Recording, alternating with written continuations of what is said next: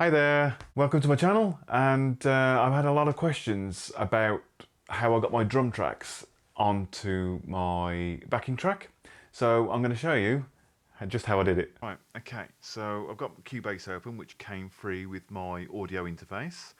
And also certain plugins came with that also, so pretty much from the off, when I got the audio interface, I got everything that I needed at my fingertips, including this nifty program called Strike 2. So we just add an instrument tracking here into Cubase, and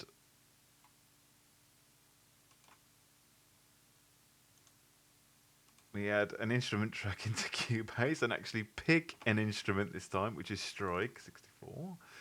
There we go, so we add that track. And when it eventually loads, there we go. Right, okay, so we've got a list, a whole list. I mean, say for instance we wanted jazz, like a bebop beat. You can preview them with the little speaker icon here. But the one I particularly used in that track was nu metal. So if we just load that.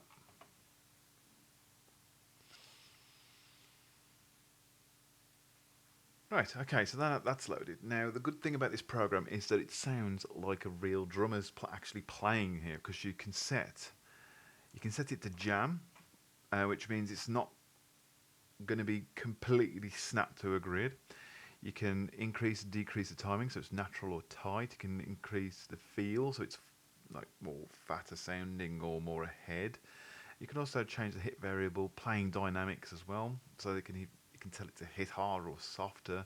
You can adjust the tuning, the timbre shift, but I'll just show you. So here we are. You can do the complexity, make it as complicated as you like, really,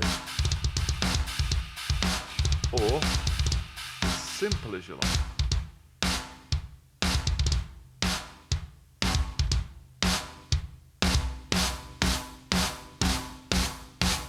See?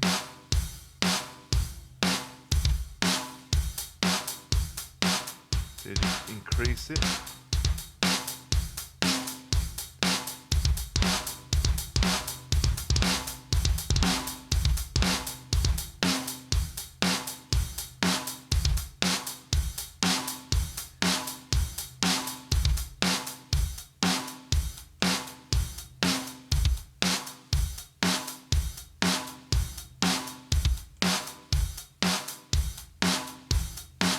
See, I'm just tweaking.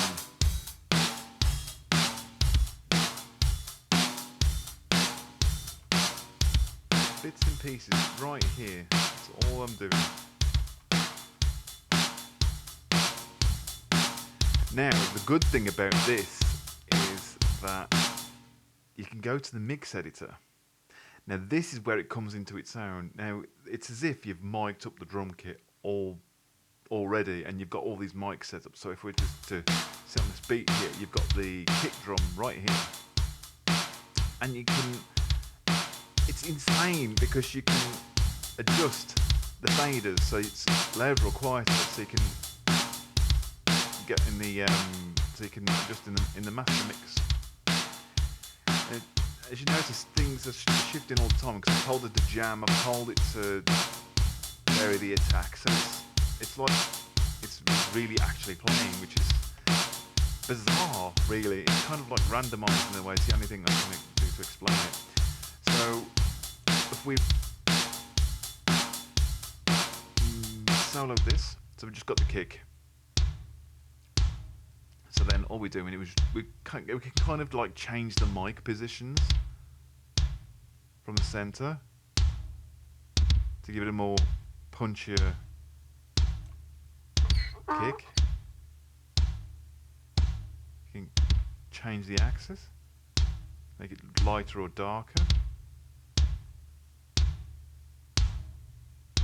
Oh, I like that. Okay, so the front mic, see how it changes? And also the room. So now we just see how it completely changes it. So if we say, for instance, solo the snare, and we do exactly the same thing here, we can change the mic positions again.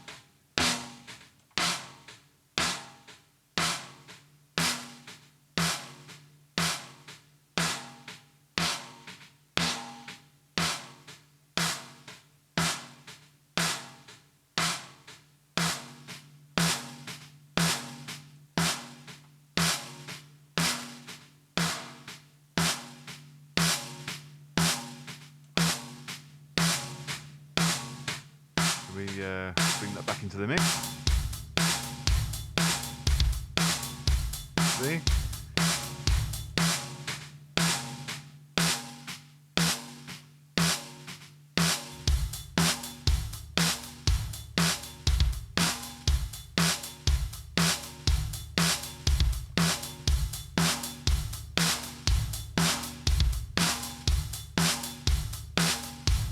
And then we can do the same with the hi-hat.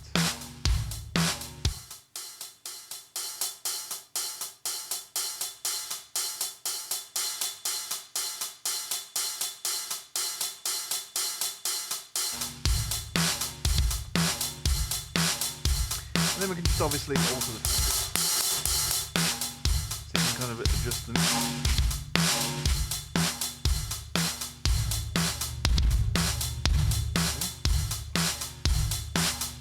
And what gets really insane here is that you can have the surrounding.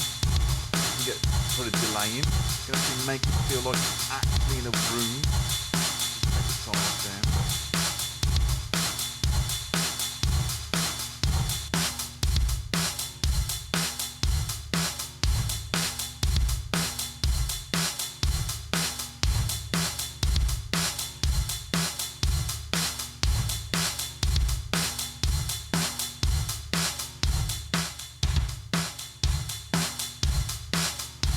You've also got your dynamics as well, so you've got your peak reduction here as well, so you can control the sound. Now, what you can do is route these out to separate mics and actually get them out as mono tracks, but I don't know how to do it, so I'm still trying to learn how to do that. But at the moment, I just take them out to the master. Okay, so once I take them out to the master, I'm happy with that, say, press record, only want 2 bar for instance, so let that go. Okay, then we can give that a go. We can just say, you know what, stop it. And then we can just import it in. And then we've got our drum track as a stereo recording. Not ideal. Not ideal as an audio, a stereo track, but it's better than nothing, I suppose. You know, and like I said, I usually try and tweak the mix to make sure everything's perfect, everything's all working together, and then I stick it in because I don't know how to export them out into different mics, basically, into different tracks. So I'm still learning how to do that. It's not an easy program to use, but I suppose from a beginner such as me, it's rather than all new and exciting and still learning. But yeah, so. Hope that was useful, and don't forget to like and subscribe, and I shall see you later. Bye.